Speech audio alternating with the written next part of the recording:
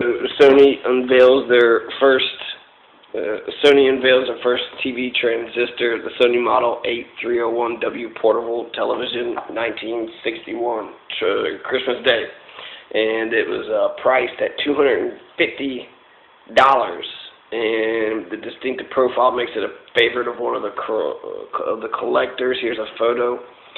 It's an 8301W. So Sony advertised this TV as all transistorized, which stretched the truth. Although the 8301W has many transistors, it uses two small 1DK1 tubes as high voltage rectifiers. That's 3 tubes if you count the picture tube.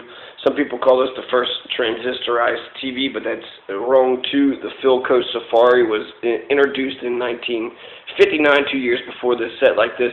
One, the Safari uses 2 rectifier tubes in addition to many transistors. Another mistaken claim is that the 8301W was the first portable direct view TV.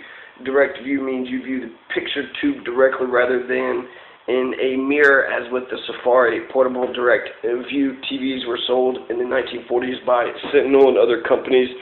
A more truthful description, the 8301W might be the first mostly transistorized portable TV that Sony sold in the United States. So, you know, I don't know, it's something, right? It's technology, scientific oriented. The 8301 has an all-metal case with an adjustable hood. It's basically just a small TV. And I was going to end it off with, and what's a transistor? But transistor was, you know, one of the top 100 works ever created. And I still need to do that, actually. It's getting to be December, and I want to do just a pure scientific treatises, purely scientific. If there subtract the politics, if we had no politics and you just wanted to be a scientist and create whatever it is you want to create, what would you create? And that's going to be the Freedom School's 100 top 100 books. It's basically a rip off the greatest. It's off of St. John's College. They have the what do they call that? I don't know, but it's basically the greatest ideas ever in human history. So a transistor is a semiconductor device used to amplify or switch electronic signals and electrical power. It's composed of semiconductor material with at least 3 terminals for connection to an external circuit. A voltage or current applied to one pair of the transistor's terminals changes the current through another pair of terminals. Because the controlled output power can be higher than the controlling input power, a transistor can amplify a signal. Today, some transistors are packaged individually, but many more are found embedded in integrated circuits. So integrated circuits is another big thing, but transistor, right? Transistor is sort of how to amplify or switch electrical signals, make it bigger or make it go this way or that way. A transistor is the fundamental building block of modern electronic devices, and it's ubiquitous in modern electronic systems. Following its development in 1947 by American physicists John Bardeen, Walter Brattain, and William Shockley, the transistor revolutionized the field of electronics and paved the way for smaller and cheaper radios, calculators, and computers. Among other things, the transistor is on the list of IEEE milestones in electronics, and the inventors were jointly awarded the 1956 Nobel Prize in Physics for their achievement. So the IEEE milestones was the Institute of Electrical and Electronics Engineers. They have key historical achievements, and so actually this is a good basis for holidays for the revolutionary humanists, and also, you know, the greatest works. I'm going to keep it greatest books, but sometimes a good book is the manual to an invention, right? The thing that creates the thing, like architecture. What's a good book for architecture? And so it could be the greatest architecture of the world, or it could be how to do architecture, the instructional manual for CAD, you know, some program of how you can actually, you know, draw some architectural works. So to end this off, Sony began in Tokyo in 1945 as a radio repair shop. In the 1950s, it developed a reputation for transistor technology, which it used in portable radios. In 1959, the company adapted that technology to the television set, and the resulting product was the TV8301. Launched in May 1960, Christmas, the same year, Sony Corporation. Well, this says 1959. But launched, so maybe they invented it before they launched it. It's the same year that the Sony Corporation of America was established. It caused a monumental shift in Sony's product line. It was a game changer for both the company and the industry. The TV8301 marks any important moments in television history. It was the world's first fully transistorized television set. It was also the first direct view. This is Collection Cooper Hewitt.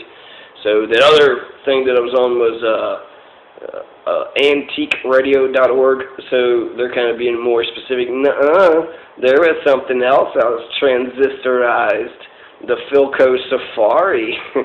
And they said that it was in 1959, 2 years before the set, so it's actually the same, year. So I don't know if I'm going to believe, who the fuck I'm going to So the TV8301 is the first fully transistorized television set. It was also the first direct-view transistor TV and the first Japanese TV to be sold in the United States. The set reflects the state-of-the-art technology of its day when the transistor was used instead of the vacuum tube, allowing the object to be small, portable, rather than the furniture-like designs of previous television sets. For example, in contrast to Philco Safari portable TV, which had a vertical picture tube but depended on angled mirrors that reflected the image on a narrow field of vision. Sony's picture tube was mounted horizontally, allowing the picture to be viewed from all angles. Its curved shape derived directly from the tube. The designers now removed excess material to minimize the object size. The set also introduced the now famous style, the centralized Sony logo. Sony's co-founder, Akio Morita, now owned this exact example. The TV8301 famously did not believe in market research for new products. He believed Sony was the expert at devising new products and introducing them to consumers. The TV8301 stands as a testament to this idea.